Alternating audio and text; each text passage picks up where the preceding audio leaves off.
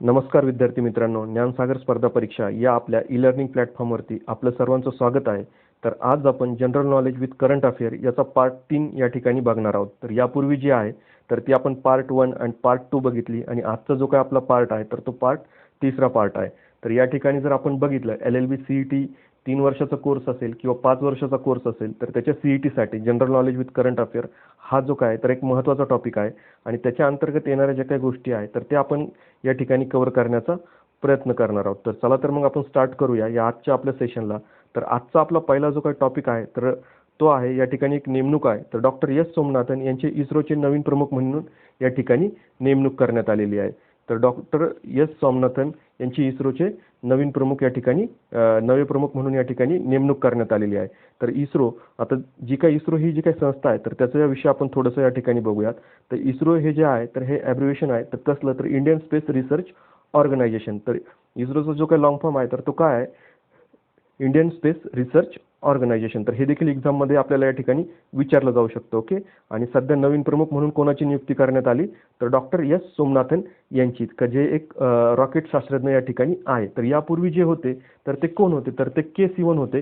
पण ते काय आपल्याला एक्झाममध्ये विचारलं जाणार नाही तर तुमच्या नॉलेजसाठी ते महत्त्वाचं आहे. Doctor K. Sivan ज्यांचा कार्यकाल होता 2018 ते 22 पर्यंत आणि जानेवारी 2022 पासून या ठिकाणी डॉक्टर सोमनाथन यांनी जे आहे तर तो पदभार या ठिकाणी स्वीकारलेला आहे.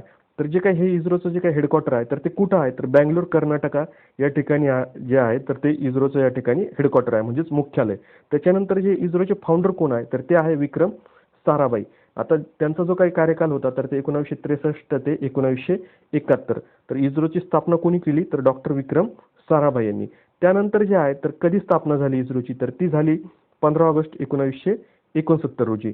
तर या ठिकाणी जे आहे तर एक्झामच्या दृष्टीनं महत्त्वाचं जे काय तर तेच आपण या ठिकाणी बघितलंय. तर डॉक्टर सोमनाथन जे नवे इस्रोचे प्रमुख झाले आणि त्यांचं जे काही शिक्षण आहे तर ते मेकॅनिकल इंजिनिअरिंगमधून त्यांनी या ठिकाणी बीटेक केलेलं आहे आणि Indian institute of science Bangalore इथून जे आहे तर त्यांनी स्पेस इंजिनिअरिंगमध्ये मास्टर पदवी या ठिकाणी मिळवलेली आहे. तर हे आपल्याला या ठिकाणी महत्त्वाचं होतं तर तेच आपण फक्त या ठिकाणी बघण्याचा प्रयत्न केला आहे. त्यानंतर जे आहे तर ती आपली पुढची नियुक्ती आहे.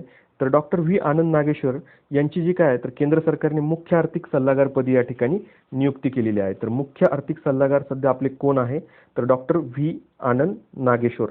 ओके. तर महत्त्वाची व्यक्ती आहे ही डॉक्टर आनंद नागेश्वर जे आहे तर ते 18वे मुख्य आर्थिक सल्लागार ठरले आहे. भारताचे कितवे तर 18वे मुख्य आर्थिक सल्लागार कोण ठरलाय तर डॉक्टर आनंद नागेश्वर. एक्झाममध्ये डायरेक्टली प्रश्न विचारला जाऊ शकतो की सध्या भारत सरकारचे मुख्य आर्थिक सल्लागार कोण तर ते आहे डॉक्टर आनंद नागेश्वर आणि ते कितवे आहेत तर 18वे. मग यापूर्वी कोण होतं तर माजी मुख्य आर्थिक सल्लागार K. Subramaniam या ठिकाणी जे तर ते आपले मुख्य आर्थिक सल्लागार होते. आता जे काही डॉक्टर आनंद नागेश्वर आहे तर यांनी काही महत्त्वाची पुस्तकं लिहिली की जी आपल्याला एक्झाममध्ये डायरेक्टली विचारले जाऊ शकतात. तर त्यांची काही महत्त्वाची पुस्तकं आहेत तर ती आपण या ठिकाणी बघूयात की ती प्रत्येकाने लक्षात ठेवायची, एक्झाममध्ये विचारलं जाण्याची शक्यता आहे. The rise of finance causes consequence and queries. त्याच्यानंतर पुढचं त्यांचं बुक आहे, हे पहिलं झालं. त्याच्यानंतर पुढील त्यांचं बुक आहे डेरिव्हेटिव्ज. ओके. हे देखील त्यांनी लिहिलंय. त्याच्यानंतर पुढील त्यांचं बुक आहे the economics of derivatives. Okay. हे देखील एक महत्त्वाचं पुस्तक आहे. त्यानंतर पुढील त्यांचं बुक आहे कॅन इंडिया ग्रो. हे देखील त्यांनी लिहिलंय. त्याच्यानंतर पुढील त्यांचं बुक आहे global financial market issue and prospectives. तर हे देखील एक महत्त्वाचं पुस्तक त्यांचं आहे. तर या पद्धतीने त्यांची जी काय आहे तर 5 बुक आहे तर ती तुम्ही अगदी लक्षात ठेवायची कारण एक्झाममध्ये विचारलं जाण्याची शक्यता आहे. कारण त्यांचं एक महत्त्वाच्या पदी या ठिकाणी नियुक्ती करण्यात आलेली आहे. मुख्य आर्थिक सल्लागार जे पद आहे तर ते भारत सरकारच्या सचिव पदाच्या समतुल्य या ठिकाणी ते पद आहे आणि ते जे आहे तर ते भारतीय आर्थिक सेवेचे पदसिद्ध केडर नियंत्रक प्राधिकारी देखील ते या ठिकाणी असतात. तर या दृष्टीनं जे पद आहे तर ते अतिशय महत्त्वाचं पद या ठिकाणी ठरतं. त्याच्यानंतर जे आहे तर पुढचा आपला जो काही पॉईंट आहे तर तो आहे या ठिकाणी माधवी पुरी बुच ज्यांची जे आहे तर ते सेबीच्या प्रमुखपदी या ठिकाणी नियुक्ती करण्यात आलेली आहे. तर आपल्या एक्झामच्या दृष्टीनं जर आपण बघितलं तर हे देखील या ठिकाणी जी काही न्यूज आहे तर ही महत्त्वाची ठरते कारण सेबीच्या पहिल्या महिला प्रमुख होण्याचा मान या ठिकाणी त्यांना प्राप्त झालेला आहे. ओके. तर सेबीच्या प्रमुखपदी कोणाची नियुक्ती करण्यात आली, तर माधवी पुरी बुच. आता पुरी म्हणजे त्यांचं माहेरचं नाव असेल आणि बुच त्यांच्या सासऱ्याचं नाव असेल, असं काहीतरी असेल. तर आपल्याला फक्त लक्षात ठेवायचं नाव का सेबीच्या प्रमुखपदी माधवी पुरी बुच यांची या ठिकाणी नियुक्ती करण्यात आली आणि त्या सेबीच्या पहिला महिला प्रमुख होण्याचा मान त्यांना या ठिकाणी प्राप्त झाला आहे. तर आता जे आहे, तर या ठिकाणी मी त्यांचा फोटो दाखवला आहे की जेणेकरून तुम्हाला कळेल की कोण आहेत त्या. ओके. तर त्यांचं जे काही शिक्षण आहे तर ते CA या ठिकाणी आहे आणि यापूर्वी जे आहे तर त्यांनी खाजगी क्षेत्रात या ठिकाणी त्यांची कामगिरी आहे आणि अशा प्रथमच या ठिकाणी त्या व्यक्ती आहेत का जी खाजगी क्षेत्रातून डायरेक्टली जे आहे तर ते भारत सरकारच्या किंवा आधिपत्याखाली असणाऱ्या एखाद्या बॉडीवरती त्यांना प्रमुखपदी म्हणून जे आहे तर ते कार्य करायला मिळालं. तर ते आय थिंक अशा पहिल्याच महिला आहेत. तर ते यापूर्वी ICICI बँकेतून जे आहे तर त्यांची कारकीर्द आहे. तर ते त्या बँकेच्या ज्या आहेत तर ते कार्यकारी संचालक या पदावरती त्या कार्यरत होत्या आणि त्यांची आता नियुक्ती कुठे करण्यात आली आहे, तर ते सेबीच्या ज्या आहे तर महिला प्रमुख म्हणून या ठिकाणी नियुक्ती करण्यात आलेली आहे. आणि त्या आधी जे आहे तर त्यांनी एप्रिल 2017 ते ऑक्टोबर 2021 या कालावधीत त्यांनी सेबीचे जे काय तर त्या पूर्णवेळ संचालक म्हणून देखील या ठिकाणी काम बघितलेलं आहे आणि यापूर्वी त्या ICICI मध्ये या ठिकाणी होत्या.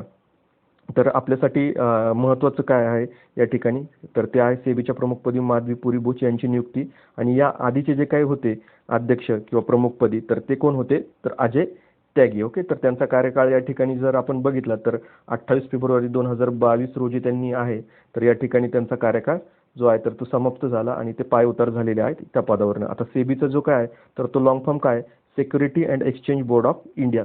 एक्झाममध्ये आपल्याला डायरेक्टली हा लॉंग फॉर्म किंवा या सेबीचं ॲब्रिव्हिएशन जे आहे म्हणजे security and exchange board of इंडियाचं जे काही ॲब्रिव्हिएशन आहे सेबी, तर हे देखील या ठिकाणी विचारलं जाऊ शकतं. त्याचा सिम्बॉल वगैरे मी शेजारी दाखवला आहे. आणि ही जी काही सेबीची स्थापना आहे तर ती कधी झाली, तर ते 1988 रोजी आणि त्याचं मुख्यालय कुठे आहे, तर ते मुंबई येथे. आता सेबी काय करतं, तर केंद्रीय अर्थ मंत्रालयाने जे काही भांडवल बाजार आहे तर याच्यावरती नियंत्रण ठेवण्यासाठी जे आहे तर ते सेबीची स्थापना या ठिकाणी केलेली आहे भारत सरकारने. केंद्रीय अर्थ मंत्रालयाने भांडवल बाजार नियामक सेबीच्या प्रमुखपदी जे आहे तर ती नियुक्ती कोणाची केली, तर ती माधवी पुरी बुच यांची. ओके.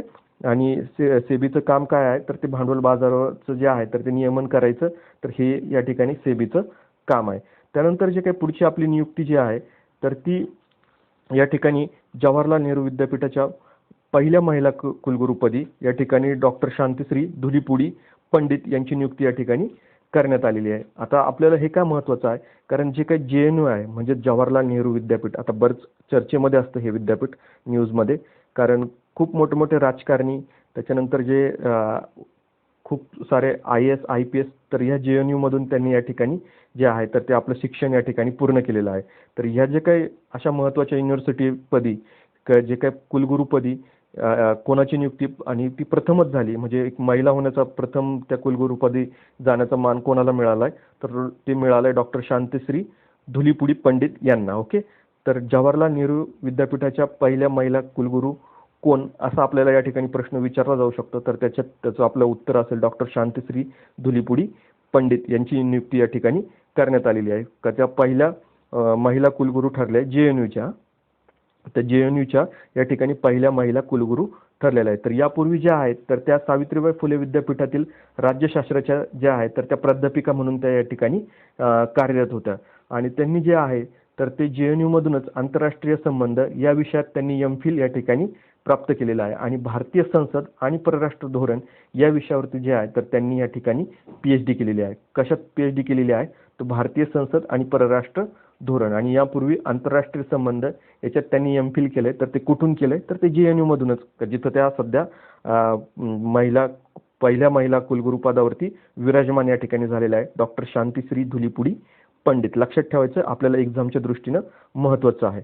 त्याच्यानंतर जे आहे तर पुढची जी काही न्यूज आहे आपली, तर ती या ठिकाणी एक कायदा आहे का जो सध्या चर्चेत याच्यासाठी आला आहे का ज्या आपली जी आर्म फोर्स आहे तर त्यांनी या ठिकाणी नागालँडमध्ये जे काय आहे तर एका ठिकाणी त्यांच्याकडनं नागालँड जे जिल्हा आहे तर ते नागालँडचा जो काही मोन जिल्हा आहे तर त्यामध्ये आसाम रायफल या जे काही पॅरामिलिटरी दलाने म्हणजे हे काही जे गस्ती पथक होतं तर त्यांनी मजुराच्या एका गटावरती जे आहे तर ते त्यांना असं वाटलं की तो गट जो होता की जो मजुरांचा गट होता तर तो कट्टरतावादी गट असल्याचं त्यांना या ठिकाणी भासून आलं आणि ती जी काही ह्या गैरसमजुतीतून जो काही गोळीबार झाला तर त्या ठिकाणी 6 नागरिक या ठिकाणी ठार झाले. तर मग तो जो काही विषय होता तर तो खूप चर्चेत या ठिकाणी आला. तर तो होता AFSA कायदा जो आहे तर तो या ठिकाणी आपण बघणार आहोत.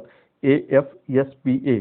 ओके, म्हणजे त्याचा जो काही लॉंग फॉर्म आहे तर arm force special power act. Okay, तर या ठिकाणी या ह्या जे काही ऍक्टच्या अंतर्गत आहे तर जे काही आपले सशस्त्र दल आहे तर त्यांना एक विशेष पॉवर मिळते या ठिकाणी, की ज्यांना जे अशांत क्षेत्र असतील तर त्या ठिकाणी सगळ्या काही अधिकार आहेत तर ते त्यांना या ठिकाणी मिळतात, की जसं एखाद्या व्यक्तीचं जे काही तपासणी असेल, ओके, किंवा वाजवी संशयाच्या आधारावरती वॉरंटशिवाय एखाद्या व्यक्तीला अटक करणे असेल तर यासारख्या गोष्टी आहेत तर त्या त्यांना या ठिकाणी प्राप्त होतात, का ज्याला आपण म्हणतो आर्म फोर्स ऍक्ट किंवा arm force special power act या ठिकाणी आपण त्याला म्हणतो. तर जे काही नागालँड आहे तर नागालँडच्या मंत्रिमंडळाने, आता जो काही मी तुम्हाला सांगितलं की का हा ऍक्ट चर्चेत आहे, तर नागालँडच्या मंत्रिमंडळाने 7 डिसेंबर 2021 रोजी सशस्त्र दल विशेषाधिकार कायदा, की ज्याला मराठीत आपण काय म्हणतो सशस्त्र दल विशेषाधिकार स्पेशल पॉवर ऍक्ट.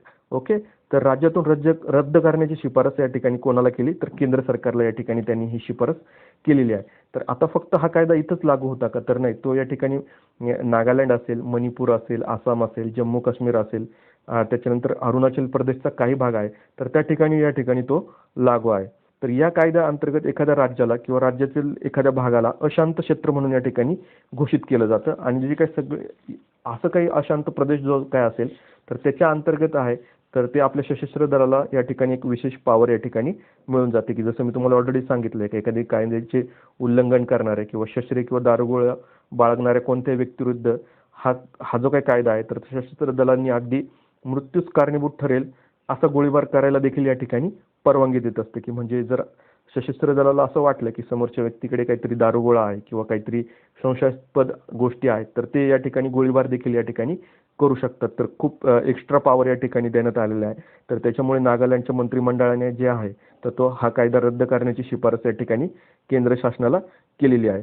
तर या कायद्याच्या जे आहे तर आधी एक मणिपूरच्या जे काही कार्यकर्ते होते, की जे आपल्या नॉर्थ ईस्ट स्टेट आहे मणिपूर वगैरे, त्यांच्या मणिपूरच्या ज्या काही कार्यकर्त्या होत्या तर इरोम शर्मिला हे नाव पूर्वी खूप चर्चेत होतं. तर त्यांनी आपसा कायदा रद्द करावे याच्यासाठी जे आहे तर 2000 ते 2016 अशी तब्बल किती तर 16 वर्षे उपोषण केली होती. किती? 16 वर्षे, 2000 ते 2016 पर्यंत, म्हणजे अशी 16 वर्षे उपोषण केले. तर त्यांना मणिपूरची आयर्न लेडी म्हणून देखील या ठिकाणी ओळखलं जातं. तर मणिपूरची आयर्न लेडी म्हणून कोणाला ओळखलं जातं तर ते इरोम शर्मिला यांना. ओके, तर हे आपल्याला यासाठी महत्त्वाचं आहे. आणि त्यांनी कशासाठी आंदोलन आपले उपोषण केलं होतं तर ते याच्यासाठी केलं होतं की हा जो काही आपसा कायदा आहे तर तो रद्दबातल करावा. आता या ठिकाणी आपल्याला जे आहे तर ते काय विचारलं जाऊ शकतं तर आपसाचं जे काही लॉंग फॉर्म आहे किंवा त्याचा जो काही ॲक्रोनिम आहे तर ते या ठिकाणी विचारलं जाऊ शकतं, arm force special power act. Okay, आणि त्याच्यानंतर हा जो काही कायदा आहे तर तो सध्या कोणी रद्दबातल करावा अशी मागणी केली तर तो नागालँड सरकारने या ठिकाणी. ओके, तर हे या ठिकाणी आपल्यासाठी महत्त्वाचं होतं. त्याच्यानंतर जे पुढील आपलं जी काही न्यूज आहे किंवा जे काही आपलं टॉपिक आहे तर ते कलम 80 बद्दल आहे. तर आपण जर बघितलं तर मी या ठिकाणी जे आपलं एक पार्लमेंट ऑफ इंडिया हे जे काही आपलं legal aptitude and legal reasoning याच्या अंतर्गत जो काही टॉपिक कव्हर केला की पार्लमेंट ऑफ इंडिया म्हणजे भारताचं संसद, तर त्याच्यात आपण कलम 80 बद्दल पूर्ण माहिती या ठिकाणी बघितलेली आहे, की जे आपल्या दृष्टीनं का महत्त्वाचं आहे किंवा कशाबद्दल. तर ते सध्या का चर्चेत आहे तर चंदीगड महापालिकेने घटनेच्या कलम 80 मध्ये सुधारणा करण्याच्या प्रस्तावाला या ठिकाणी मंजुरी दिली आहे, की जेणेकरून तिथले नगरसेवक राज्यसभेवरती प्रतिनिधी पाठवू शकतील. आता जर तुम्ही बघितलं तर राज्यसभा हे जे आहे तर हे वरिष्ठ सभागृह आहे आणि हे जे काय आहे तर हे राज्यांचं प्रतिनिधित्व या ठिकाणी करतं. पण जे काही चंदीगड हे जे काही केंद्रशासित प्रदेश आहे तर त्यांना या ठिकाणी राज्यसभेत जे आहे तर ते या ठिकाणी प्रतिनिधित्व नाही. तर म्हणून तिथल्या जी काही महापालिका आहे तर त्यांनी असा एक ठराव मंजूर केला की जेणेकरून तिथल्या नगरसेवकांना राज्यसभेवरती जे आहे तर ते प्रतिनिधी पाठवू शकतील. ओके, कारण काय तर चंदीगड हा कोणती विधानसभा नसलेला या ठिकाणी केंद्रशासित प्रदेश आहे. आता जे काही राज्यसभेवरती जे काही सदस्य जातात, ओके, तर ती जी आहे तर ती विधानसभेचे जे काही सदस्य असतात तर ते निवडून देतात. पण या ठिकाणी चंदीगडला विधानसभा नसल्या कारणास्तव त्यांचा कोणताही सदस्य त्या ठिकाणी नाही. तर म्हणून त्यांना सदस्यत्व मिळावं किंवा त्यांना त्या ठिकाणी प्रतिनिधित्व मिळावं म्हणून त्यांचा नगरसेवक राज्यसभेवरती पाठवा म्हणून या पद्धतीचा प्रस्ताव त्यांनी त्यांच्या महापालिकेत या ठिकाणी पारित केलेला आहे. तर कलम 80 कशाच्या संदर्भात आहे तर ते राज्यसभेच्या संदर्भात आहे आणि ह्या कलमात बदल करावा अशी मागणी तिथल्या महापालिकेने या ठिकाणी केलेली आहे. हे आपल्याला या ठिकाणी महत्त्वाचं आहे. ओके, पुढील आपलं जे काही टॉपिक आहे तर तो आहे राष्ट्रीय बाल हक्क संरक्षण आयोग. आता हा एक महत्त्वाचा आयोग आहे. तर त्यालाच आपण इंग्लिशमध्ये म्हणतो national commission for protection of child rights. Okay, national commission for protection of child rights का ज्याला NCPCRC असं ज्याला या ठिकाणी म्हटलं जातं. NCPCR. ओके, सी इथं झालंय NCPCR. Okay, national commission for protection of child right. Okay, हा त्याचा लॉंग फॉर्म आहे. तर त्याचे सध्याचे अध्यक्ष कोण आहे तर हे या ठिकाणी आपल्याला विचारलं जाऊ शकतं. तर त्याचे सध्याचे अध्यक्ष आहे प्रियंका झालंय ते प्रियंक कानोगो हे जे आहे तर ते राष्ट्रीय बाल हक्क संरक्षण आयोगाचे या ठिकाणी सध्या अध्यक्ष आहे. आता ह्या जे काही राष्ट्रीय बाल हक्क संरक्षण आयोग आहे तर याची स्थापना कधी झाली तर ती 2007 मध्ये. आता हे काय आपल्याला विचारलं नाही जाणार, आपल्याला काय विचारलं जाऊ शकतं NCPCR. तर याचं जे काही लॉंग फॉर्म आहे तर ते काय तर national commission for protection of child right या ठिकाणी विचारलं जाऊ शकतं. सध्या त्याचे अध्यक्ष कोण आहे तर ते प्रियंक कानोगो आणि सध्या हा आयोगच का चर्चेत आहे तर एक सहारा उपक्रम सध्या ते राबवत आहे या ठिकाणी. कोणता उपक्रम जे आहे तर ते सहारा उपक्रम. तर जे काही राष्ट्रीय बाल हक्क संरक्षण आयोग आणि सीमा सुरक्षा दल जे आहे तर ते सर्वोच्च बलिदान देणारे जे काही BSFच्या जवानांच्या मुलांना मानसिक आणि सामाजिक समुपदेशन व पाठिंबा देण्यासाठी त्यांनी एक उपक्रम राबवला. तो म्हणजे कोणता तर तो सहारा. सीमा सुरक्षा दलाचे जे काही सर्वोच्च बलिदान देणाऱ्या BSF जवानांच्या मुलांना मानसिक सामाजिक समुपदेशन देण्यासाठी ते कोणता उपक्रम राबवत आहे तर ते आहे सहारा. ओके, तर हा एक एक्झाम मध्ये प्रश्न विचारला जाऊ शकतो. त्याच्यानंतर जे आहे राष्ट्रीय बाल हक्क संरक्षण आयोगाने जे काही परिभाषित केलं तर त्याच्यानुसार की बालक कोणाला म्हणावं तर आयोगाच्या परिभाषित केलेल्यानुसार मुलांमध्ये 18 वर्षेपर्यंतच्या व्यक्तीचा समावेश या ठिकाणी होतो. म्हणजे जी काय 18 वर्षापर्यंतची जी काही व्यक्ती आहे तर त्याला आपण या ठिकाणी बालक या ठिकाणी म्हणू शकतो असं या आयोगाने सांगितलं की त्या आयोगाच्या घटनेमध्ये या ठिकाणी ते मेन्शन आहे किंवा लिखित आहे. त्याच्यानंतर पुढील जो काय आपला टॉपिक आहे तर तो आहे एअरटेल पेमेंट बँकेला अनुसूचित बँकेचा दर्जा. आता अनुसूचित बँकेचा दर्जा कोण देतं तर ते या ठिकाणी RBI देतं आणि मग नंतर ते कोणत्या कायद्यानुसार देतं तर रिझर्व्ह बँक ऑफ इंडिया कायदा 1934 नुसार जे आहे तर ती बँकेला दुसऱ्या अनुसूचीमध्ये या ठिकाणी बँकेचा समावेश होतो. तर आता या ज्या ठिकाणी याच्या आधी काय झालं होतं की पेमेंट बँक स्टार्ट झाल्या आणि त्या पेमेंट बँक स्टार्ट झाल्यानंतर की जसं पेटीएम पेमेंट बँक असेल तर या बँकेंना अनुसूचित बँकेचा दर्जा देणं या ठिकाणी जे आहे तर त्या RBIने स्टार्ट केलं. तर त्यानंतर जे आहे तर पहिल्यांदा त्यांनी पेटीएम पेमेंट बँक लिमिटेड जी आहे तर तिला या ठिकाणी दुसऱ्या अनुसूचीमध्ये समाविष्ट केलं. त्यानंतर Indian post payment bank limited आहे तर तिला या ठिकाणी जे आहे तर त्या अनुसूचित बँकेचा दर्जा दिला. त्यानंतर फिनो पेमेंट बँक लिमिटेड जी आहे तर तिला या ठिकाणी त्यांनी अनुसूचित बँकेचा दर्जा दिला आहे आणि ही जी आहे तर एअरटेल ही चौथी पेमेंट बँक ठरली आहे का जिला अनुसूचित बँकेचा दर्जा या ठिकाणी मिळालेला आहे. तर भारतीय रिझर्व्ह बँकेने एअरटेल पेमेंट बँकला शेड्यूल बँक म्हणजेच काय तर अनुसूचित बँकेचा दर्जा या ठिकाणी दिलेला आहे. तर आपल्याला एक्झाममध्ये प्रश्न विचारला जाऊ शकतो की सध्या जे आहे तर ते कोणत्या बँकेला अनुसूचित बँकेचा दर्जा या ठिकाणी मिळाला आणि ऑप्शनमध्ये असेल एअरटेल पेमेंट बँक्स असतील आणि इतर पेमेंट्स बँक या ठिकाणी दिलेल्या असतील. आता या ठिकाणी जर आपण बघितलं तर रिझर्व्ह बँक ऑफ इंडियाचा जो काही कायदा आहे 1914 तर त्याच्यानुसार दुसऱ्या अनुसूचीमध्ये आहे तर त्या अशा बँकेचा समावेश करण्यात येतो आणि त्या अंतर्गत जे आहे तर RBI त्यांना वेगवेगळ्या फॅसिलिटी या ठिकाणी देत असतं, त्यांना मार्गदर्शन या ठिकाणी करत असतं आणि त्यांच्यावरती वॉच देखील ठेवत असतं किंवा नियंत्रण देखील या ठिकाणी RBI ठेवत असतं की असं बँका बुडी नाही म्हणून RBI वेगवेगळ्या पद्धतीची तरतूद देखील या ठिकाणी करत असतो. तर हे आपल्याला या ठिकाणी महत्त्वाचं आहे. तर सध्या आपल्याला काय विचारलं जाऊ शकतं तर अनुसूचित सध्या खालीलपैकी कोणत्या बँकेला अनुसूचित बँकेचा दर्जा मिळाला तर ती आहे एअरटेल पेमेंट बँक.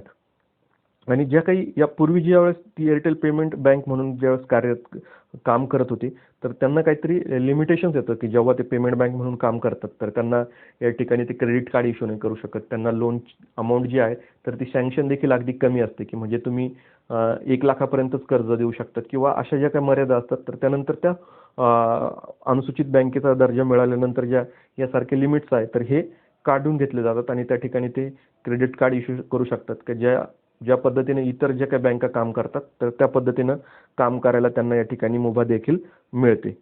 त्याच्यानंतर जे पुढील आपली जी न्यूज आहे तर ते इजिप्त जे आहे तर ते न्यू डेव्हलपमेंट बँकेचा इजिप्त न्यू डेव्हलपमेंट बँकेचा या ठिकाणी काय झालाय तर सदस्य झालाय. ओके. तर न्यू डेव्हलपमेंट बँकेचा आपल्याला प्रश्न काय विचारला जाऊ शकतो तर न्यू डेव्हलपमेंट बँकेचा चौथा नवीन सदस्य कोण. तर यापूर्वी जे आहे तर संयुक्त अरब इमिरेट असेल, उरुग्वे असेल किंवा बांगलादेश असेल, तर ही यापूर्वी जी आहे तर न्यू डेव्हलपमेंट बँकची या ठिकाणी काय झालेली आहे तर ती तर न्यू डेव्हलपमेंट बँकेविषयी आपण थोडंफार बघूया की ही जी काही न्यू डेव्हलपमेंट बँक आहे तर हिची स्थापना कधी झाली तर 2014 मध्ये या ठिकाणी न्यू डेव्हलपमेंट बँकची स्थापना झाली. तिचं मुख्यालय कुठे आहे तर तिचं मुख्यालय आहे शंघाय चीन येथे. ओके. शंघाय चीन येथे या ठिकाणी जे आहे तर न्यू डेव्हलपमेंट बँकेचं जे आहे तर ते हेडक्वार्टर आहे किंवा मुख्यालय आहे. तर सध्याचे त्याचे प्रेसिडेंट आहे मॅक्रो पार्डो ट्रेजो, की आपल्यासाठी काही महत्त्वाचं नाही पण एक लक्षात ठेवा तुम्ही. आणि सध्या जे काही सदस्य आहेत तर ते आहे ब्राझील आहे, रशिया आहे, भारत आहे, चीन आहे, त्यानंतर दक्षिण आफ्रिका, म्हणजे हे जे काही ब्रिक्स नेशन आहे तर हे जे काय आहे तर हे संस्थापक सदस्य आहे. आणि त्यानंतर जे हळूहळू आहे तर त्यांनी इतर बँकेंना आपल्या इतर देशांना या ठिकाणी सदस्य देण्यास या ठिकाणी स्टार्ट केले. म्हणजे बांगलादेश असेल, संयुक्त अरब इमिरेट्स असेल, त्यानंतर उरुग्वे असेल, इजिप्त असेल, तर यांना त्यांनी या ठिकाणी सदस्य देणं या ठिकाणी चालू केलंय. तर न्यू डेव्हलपमेंट बँकेचा चौथा सदस्य कोण आपल्याला असं विचारलं जाऊ शकतं या ठिकाणी एक्झाममध्ये प्रश्न, तर तो आहे इजिप्त. त्यानंतर न्यू डेव्हलपमेंट बँकेचं या ठिकाणी मुख्यालय कुठे आहे तर ते आहे शंघाय चीन येथे. प्रेसिडेंट सध्या विचारला जाणार नाही. ओके. तर आता ही जी काय बँक स्थापन केली का न्यू डेव्हलपमेंट बँक, तर याचं जे आहे तर ते उद्दिष्ट काय आहे तर ते सदस्य देशांच्या विकासाला चालना देणे असेल किंवा आर्थिक विकासाचे समर्थन करणं असेल किंवा स्पर्धात्मकतेला चालना देणे किंवा रोजगार निर्मिती करणे जे आहे तर यासारखी उद्देश या ठिकाणी या बँकेची आहे. तर त्याच्यासाठी जे आहे तर जे ब्रिक्स नेशननी या बँकेची स्थापना या ठिकाणी केली आहे. आता ब्रिक्स नेशन म्हणजे काय तर ते आपण एखाद्या लेक्चरमध्ये कव्हर करायचा प्रयत्न करू. तर त्याच्यानंतर आपण या ठिकाणी बघू शकतो एक बिटकॉइन मी दाखवलंय की जे आभासी चलन आपण ज्याला या ठिकाणी म्हणतो. तर काय म्हणतो आपण याला, एक प्रकारचं आभासी चलन ते आहे. तर का हे चर्चेत आहे तर आंतरराष्ट्रीय नाणेनिधी म्हणजे ज्याला आपण म्हणतो IMF, का ज्यालाच काय म्हणतो आंतरराष्ट्रीय इंटरनॅशनल मॉनिटरी फंड म्हणून ज्याला या ठिकाणी म्हटलं जातं इंग्लिशमध्ये. तर आंतरराष्ट्रीय नाणेनिधीने अलीकडेच एल साल्वाडोरला बिटकॉइनला दिलेली कायदेशीर जो काही दर्जा आहे तर तो काढून घेण्यास या ठिकाणी सांगितलेला आहे. तर आता आता ही जी न्यूज आहे तर ती का चर्चेत आहे तर ती क्रिप्टो चलन वापरण्यासाठी परवानगी म्हणजे अधिकृत परवानगी देणारं एल साल्वाडोर हा जो होता तर हा पहिला देश होता. ओके. तर बिटकॉइनला अधिकृत चलन म्हणून दर्जा देणारा पहिला देश कोणता होता तर तो होता एल साल्वाडोर. पण या ठिकाणी त्यांची इकॉनॉमी डबघायला लागली तर त्या ठिकाणी इंटरनॅशनल मॉनिटरी फंडनी त्यांना म्हणजेच आंतरराष्ट्रीय नाणेनिधीनी एल साल्वाडोरला जे काही सांगितलं की बिटकॉइनला तुम्ही जी काही कायदेशीर दर्जा जो दिलाय तर तो त्या ठिकाणी काढून घ्या की जेणेकरून तुमची जी आहे तर इकॉनॉमी ती थोडीशी जागेवर येईल किंवा बॅलन्स स्टेटला येईल. ओके. तर यासाठी हे न्यूज महत्त्वाची होती. तर आपल्या एक्झामच्या दृष्टीने एवढी काही महत्त्वाची असूही शकते किंवा नाही. ओके. पुढील आपला जो काही पॉईंट आहे तर तो भ्रष्टाचार आकलन निर्देशांक 2022. आता भ्रष्टाचार आकलन निर्देशांकामध्ये या ठिकाणी काय तर कोणता देश किती भ्रष्ट आहे किंवा त्या देशात किती भ्रष्टाचार चालतो तर हा दर्शवणारा हा निर्देशांक या ठिकाणी आहे. ओके. तर आपल्याला जे आहे तर त्यात महत्त्वाचं काय तर भारताचा क्रमांक महत्त्वाचा आहे. त्याच्यानंतर याला आपल्या जे देशाला किती गुण मिळाले हे महत्त्वाचं आहे. आणि अव्वल म्हणजे पहिले देश कोणते का ज्या देशांमध्ये अतिशय कमी या ठिकाणी भ्रष्टाचार चालतो. तर हे जे काही जाहीर करणारी भ्रष्टाचार आकलन निर्देशांक 2022. ओके. तर हे जे काही निर्देशांक जाहीर करणारी संस्था कोणती आहे तर ती आहे ट्रान्सपरन्सी इंटरनॅशनल. ओके. तर ही संस्था या ठिकाणी हा निर्देशांक जाहीर करते. त्याच्यानंतर भारताचा जो काही क्रमांक आहे त्याचं तर 180 देशांमध्ये आपला क्रमांक आहे 85वा. ओके. तर 180 देशांमध्ये भारताचा क्रमांक कितवा आहे तर तो 85वा. आणि या ठिकाणी जे प्रथम क्रमांकावरती का म्हणजे ज्या देशांमध्ये जवळजवळ भ्रष्टाचार नाहीच तर अशी देश कोणती तर ती आहे डेन्मार्क, फिनलँड आणि न्यूझीलंड. हे प्रत्येकी 88 गुणांसह अव्वल देश म्हणून ठरले किंवा प्रथम क्रमांकावरती आहे का या देशांमध्ये अगदी जे आपण म्हटलं की भ्रष्टाचार नाही म्हणून असं जरी सांगितलं तरी या ठिकाणी हरकत नाही. आणि भारताला मिळालेले या ठिकाणी गुण किती आहे तर 40 गुण. आता या ठिकाणी जे आहे तर गुणांक कसं दिलं जातं 0 ते 100च्या दरम्यान या ठिकाणी गुणांक दिलं जातं. ओके. जर तुम्ही 0 म्हटलं तर तो सर्वाधिक भ्रष्ट देश आणि 100 म्हटलं की तो सर्वात कमी भ्रष्ट. तर या ठिकाणी आपल्याला कळेलच की 88 गुण मिळून डेन्मार्क, फिनलँड, न्यूझीलंड हे म्हणजे प्रत्येकाला 88 गुण मिळाले आणि ते तिन्ही देश या ठिकाणी प्रथम क्रमांकावरती आहे का जिथं भ्रष्टाचार अजिबात नाही म्हटलं असं तरी आपण चालेल. ओके. तर आपल्यासाठी महत्त्वाचं होतं भारताचा क्रमांक 85. कोण जाहीर करतं? Transparency international. भारताला मिळालेले गुण 40. अव्वल क्रमांकावरती डेन्मार्क, फिनलँड आणि न्यूझीलँड. त्यानंतर पुढील जे काय आहे आपलं, तर हेनली पासपोर्ट निर्देशांक आहे का, जो पासपोर्ट रिलेटेड या ठिकाणी निर्देशांक तो देतो. आणि हे हेनली असं नाही, तर हे टायपिंग मिस्टेक आहे. हेनली या ठिकाणी ते असं आहे. ओके. तर हेनली पासपोर्ट निर्देशांक 2022. तर याच्यात भारताचं जे काही स्थान आहे तर ते 83व या ठिकाणी स्थान भारताने पटकावलेलं आहे. तर यापूर्वी आपले याच्यात जे आहे तर ते जपान व सिंगापूर, तर हे जे दोन देश आहेत जपान आणि सिंगापूर, तर हे दोन देश या ठिकाणी अव्वल स्थानावरती आहे. आणि हे जे काही ज्यावेळेस पासपोर्ट जागतिक क्रमवारी जाहीर करण्यात आली तर त्यावेळेस 192 देशांचा या ठिकाणी विचार करण्यात आला होता. ओके. आणि जो काय आपला 2021 मध्ये जो काही भारतीय पासपोर्टचा रँक होता तर तो 90 असा रँक होता आपला. आणि त्याची जी काय आपण सुधारणा केली आपल्या पासपोर्टमध्ये तर तो जवळजवळ आता आपल्याला रँक किती झाला तर 83व्या ठिकाणी आपण या ठिकाणी स्थानी पोहोचलोय. ओके. तर याच्यात काय असतं की विजाशिवाय जे आहे तर विजाशिवाय प्रवास करता येतं बऱ्याच देशांमध्ये. आता जे काय जपान असेल किंवा सिंगापूर असेल तर ह्या देशांचा जो काही पासपोर्ट आहे तर तो अव्वल स्थानावरती का आहे तर जवळजवळ 192 देशांमध्ये जे आहे तर ती या देशाची लोक विजाशिवाय प्रवेश या ठिकाणी करू शकतात, म्हणून त्यांचा या ठिकाणी पहिल्या किंवा अव्वल स्थानावरती ते विराजमान या ठिकाणी आहेत. त्याच्यानंतर पुढील जो काही एक महत्त्वाचा निर्देशांक आहे का, लोकशाही निर्देशांक. ओके. तर जाहीर करणारी संस्था या ठिकाणी कोण आहे तर इकॉनॉमिस्ट इंटेलिजन्स युनिट. आता ही जे काही निर्देशांक आहे का लोकशाही निर्देशांक तर याची सुरुवात कधी झाली तर ती 2006 मध्ये या ठिकाणी झाली. तर ते काय विचारलं नाही जाणार, बट कोण जाहीर करणारी संस्था आहे तर ते या ठिकाणी विचारलं जाऊ शकतं. जसं भ्रष्टाचार आकलन निर्देशांक कोण जाहीर करतं तर ते ट्रान्सपरन्सी इंटरनॅशनल या ठिकाणी जाहीर करतं. आता या ठिकाणी जर आपण लोकशाही निर्देशांकामध्ये जर बघितलं तर तो भारताचा क्रमांक कितवा आहे तर तो आहे या ठिकाणी 46वा या ठिकाणी जो आहे तर तो भारताचा क्रमांक आहे. आणि आपल्याला मिळालेले गुण किती आहे या ठिकाणी तर ते आहे 6.91 गुण या ठिकाणी मिळालेले आहेत. तर पहिला सर्वाधिक लोकशाही असणारा जो देश आहे तर तो कोणता आहे तर तो नॉर्वे. ओके. तर आपण जर बघितलं तर नॉर्वे या देशाला किती गुण मिळाले तर 9.75 आणि तो या ठिकाणी पहिला देश ठरलाय.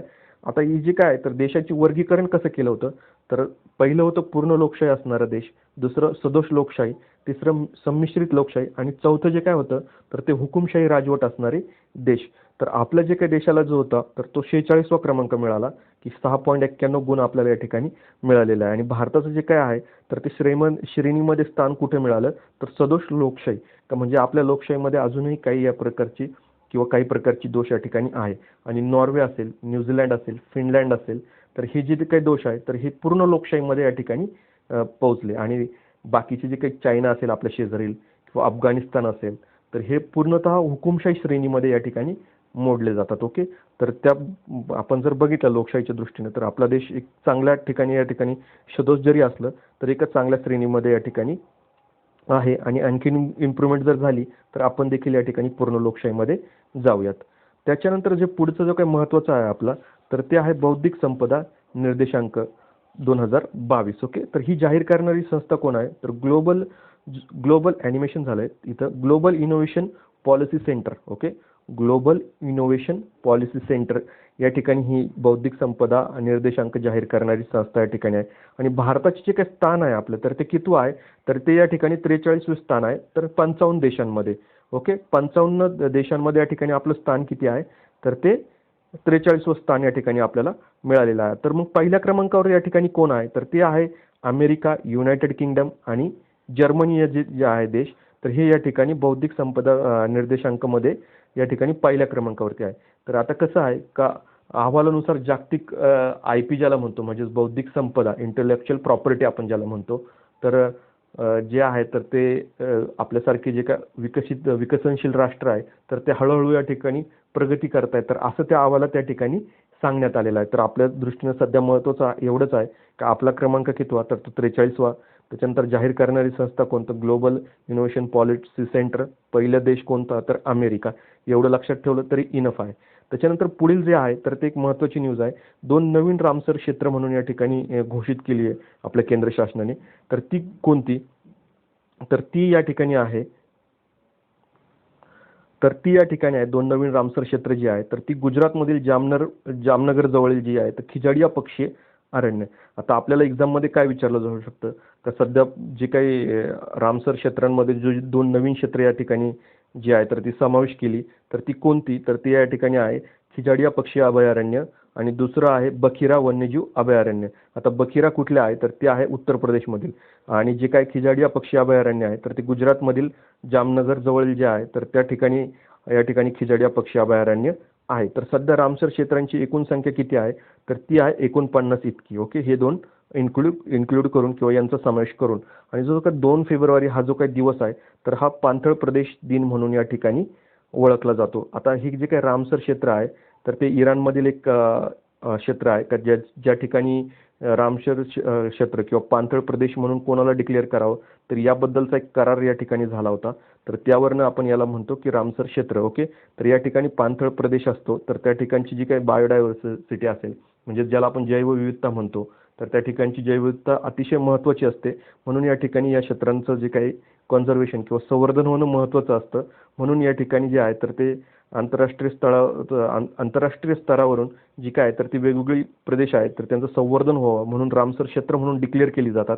ओके, तर या ठिकाणी आपल्या भारतात ऑलरेडी किती आहे? तर ती 49 आहे का, जे आत्ता सध्याचं नवीन गुजरातमधील जामनगर जवळील खिजाडिया पक्षी अभयारण्य आणि उत्तर प्रदेशमधील बखिरा वन्यजीव अभयारण्य या ठिकाणी त्यांचा समावेश जे आहे, तर ती रामसर क्षेत्र म्हणून समावेश या ठिकाणी करण्यात आलेला आहे. आणि 2 फेब्रुवारी हा जो काही दिवस आहे, तर तो पाणथळ प्रदेश दिन का ज्यालाच आपण इंग्लिशमध्ये म्हणतो वेटलँड एरिया वेटलँड डेज म्हणून या ठिकाणी तो ओळखला जातो.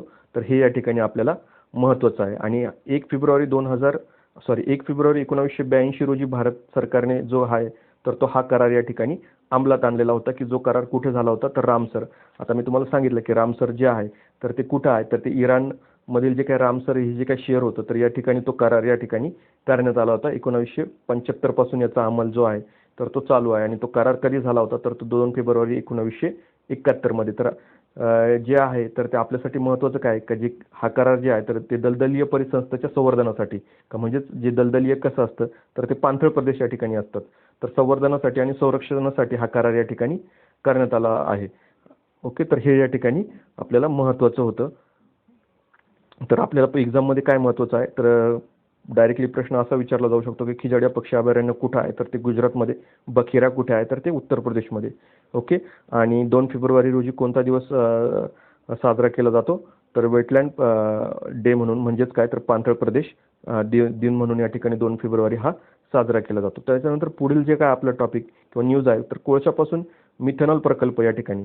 तर तो कुठे स्थापन करण्यात आला असा प्रकल्प? तर ते हैदराबादमधील पहिलाच कोळशावरून मिथेनॉल पायलट प्रोजेक्ट या ठिकाणी पायलट प्रोजेक्ट आहे तो. आणि कुठे स्थापन झाला? तर हैदराबादमध्ये. आणि कोणी केलं? तर ते केलं भारत हेवी इलेक्ट्रिक लिमिटेडद्वारा. ओके, तर कोळशापासून मिथेनॉल प्रकल्प कुणी स्थापन केलाय? तर भेल याने. आणि कुठे? तर ते हैदराबादमध्ये. एवढंच या ठिकाणी आपल्याला महत्त्वाचं आहे. त्याच्यानंतर मिशन इंद्रधनुष्य 4.0. तर हे मिशन इंद्रधनुष्य कशाबद्दल आहे? तर हे जे काय आहे, तर हे या ठिकाणी आपल्याला विचारलं जाऊ शकतं. तर हा एक लसीकरण कार्यक्रम या ठिकाणी आहे. ओके, हा काय आहे या ठिकाणी? तर एक लसीकरण कार्यक्रम आहे. तर केंद्रीय आरोग्य व कुटुंब कल्याण मंत्री हसमुख मांडविया, ओके, डॉक्टर हसमुख मांडविया यांनी इंटेन्सिफाईड मिशन इंद्रधनुष्य 4 सुरू केला आहे. का म्हणजे की अधिक तीव्रतेने किंवा अधिक प्रभावीपणे त्यांनी या ठिकाणी लसीकरणाला या ठिकाणी महत्त्व दिलेलं आहे. तर म्हणून आपल्याला एक्झाममध्ये प्रश्न काय विचारला जाऊ शकतो? तर मिशन इंद्रधनुष्य कशाच्या संबंधित आहे? तर ते व्हॅक्सिनेशन म्हणजेच काय? तर लसीकरण कार्यक्रम याच्या संदर्भात ते या ठिकाणी आहे. हे महत्त्वाचं आहे. ओके, त्याच्यानंतर पुढील जे काही आपली न्यूज आहे किंवा पुढील जे काही आपल्यासाठी महत्त्वाचं आहे, तर ते आहे परमप्रवेग महासंगणक बँगलोर स्थित भारतीय विज्ञान संस्थेने शैक्षणिक संस्थेतील सर्वात मोठे महासंगणक या ठिकाणी कार्यान्वित केले आहे. तर कोणी केलं? तर हे जे काय IISc का भारतीय विज्ञान संस्था जी आहे IISc ज्याला म्हणतात, इंडियन इन्स्टिट्यूट ऑफ सायन्स का जी बँगलोर स्थित आहे, का त्यांनी काय केलं की शैक्षणिक संस्थेतील सर्वात मोठे महासंगणक जे आहे, तर ते या ठिकाणी कार्यान्वित या ठिकाणी केलेलं आहे. का ज्याचं नाव काय आहे? तर ते परमप्रवेग. तर आपल्याला एक्झाममध्ये काय विचारलं जाऊ शकतं? तर IIScनी जे काही स्थापन केलेलं जो काही महासंगणक आहे, तर त्याचं नाव या ठिकाणी विचारलं जाऊ शकतो. तर त्याचं नाव आहे लक्षात ठेवायचं आहे. आणि जे याची जी काही रचना आहे तर ती कोणी केली, तर ती सीडॅक यांनी केली. आता सीडॅकचा लॉंग फॉर्म काय, centre for development and advance computing. तर आपल्याला हे देखील या ठिकाणी विचारलं जाऊ शकतं. त्याच्यानंतर मला तुम्ही कमेंट बॉक्समध्ये कळवायचं आहे का सीडॅकचं जे आहे तर ते मुख्यालय कुठे आहे, तर हे मला तुम्ही सांगायचं आहे. याची रचना कोणी केली, तर centre for development and advance computing. तर हे देखील या ठिकाणी विचारलं जाऊ शकतं. त्याच्यानंतर पुढील एक महत्त्वाचं ॲप आहे सारथी ॲप. तर सेबीने जानेवारी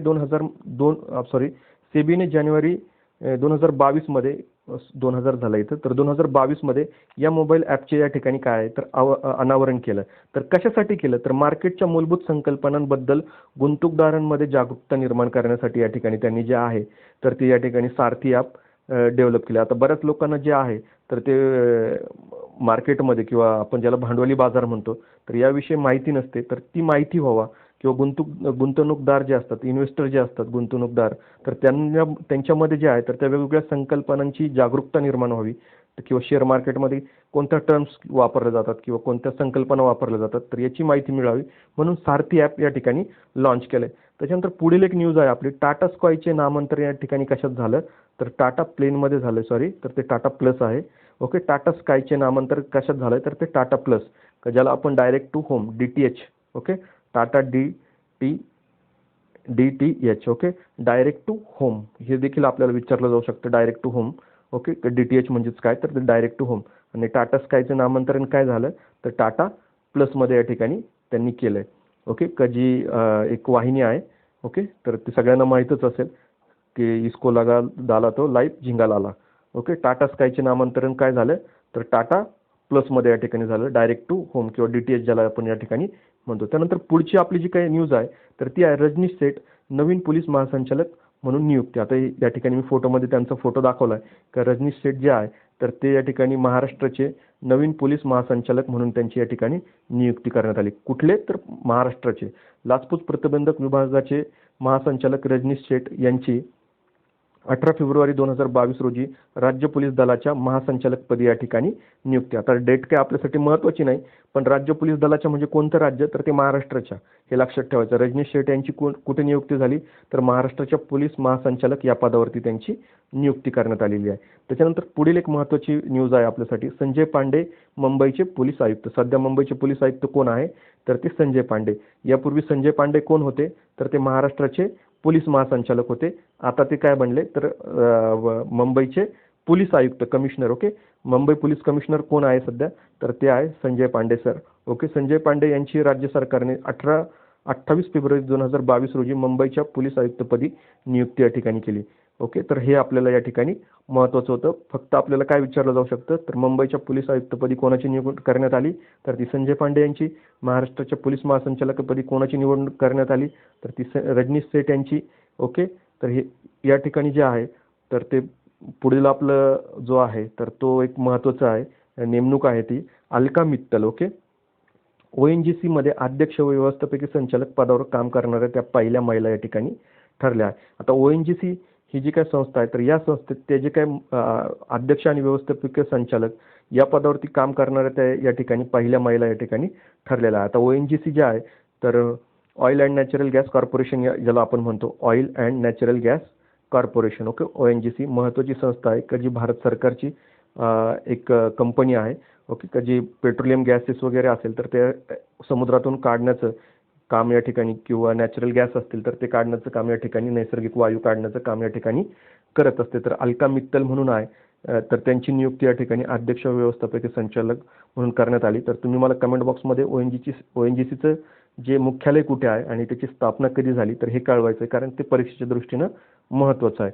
तर या पद्धतीनं बरीच अशी परीक्षाभिमुख जे आहे तर ते आपण करंट अफेअर या ठिकाणी बघितलं आहे का जे आपल्या LLB CETच्या दृष्टीनं महत्त्वाचं असणार आहे.